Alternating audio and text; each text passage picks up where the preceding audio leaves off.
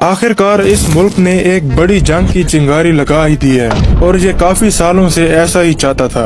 रात की तारीखी में इसराइल की जानिब से ईरान को टारगेट किया गया, जिसमें ईरान के आर्मी चीफ, कमांडर और एटमी साइंसदान शहीद हो चुके हैं। इसराइली फोर्सेस का ये दावा है कि उन्होंने ईरान की न्यूक्लियर साइट्स को टारगेट किया है और अब उनका न्यूक्लियर प्रोग्राम खत्म हो चुका है।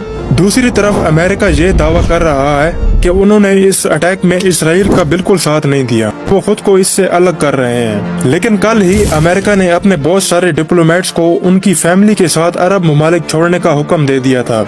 यानी कि अमेरिका को पहले से ही मालूम था कि इसराइल कोई एडवेंचर करने वाला है, और वैसे भी अमेरिका की इंटेलिजेंस शेयरिंग और मदद के बगैर इसराइल कुछ नहीं कर सकता। देखा जाए तो अभी से ही आलमी मंडी में तेल की कीमतें 10% तक बढ़ चुकी हैं। ईरान अब ऑपरेशन 2 प्रॉमिस 3 भी लॉन्च कर सकता है, क्योंकि यूएन चार्टर के आर्टिकल 51 के तहत ईरान को पूरा राइट ऑफ सेल्फ डिफेंस है, क्योंकि उनकी सॉवरेनिटी पर हमला हो चुका है। आखिर क्या ऐसी वजह है कि ओमान तरक्की याफ्ता और अमीर मुल्क है, जबकि यमन इतना तरक्की याफ्ता और अमीर नहीं है? अगर देखा जाए तो यमन और ओमान दोनों के पास कुदरती ज़खायर मौजूद हैं। दोनों की जियोग्राफिकल लोकेशन भी काफी अच्छी है। ओमान के पास स्ट्रेट ऑफ हार्मूज के नेम से एक अहम समुद्री रास्ता है, जहां से दुनिया की 20 से 30% तेल की सप्लाई गुजरती है। यमन के पास भी बाब अल मंदेब जैसा अहम समुद्री रास्ता है, जहां से बड़ी तादाद में दुनिया की ट्रेड गुजरती है, और ये रास्ता एशिया और यूरोप के दरमियान शॉर्टकट रूट के तौर पर इस्तेमाल होता है। लेकिन फिर भी यमन ओमान से काफी पीछे है।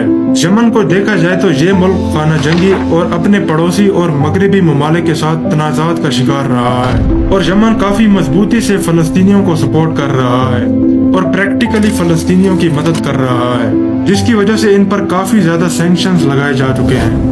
जबकि ओमान को देखा जाए तो ये मुल्क किसी भी जंग और तनाजे में नहीं पड़ता, और इनके सऊदी अरेबिया के साथ साथ मगरबी ममालिक के साथ भी अच्छे ताल्लुकात हैं।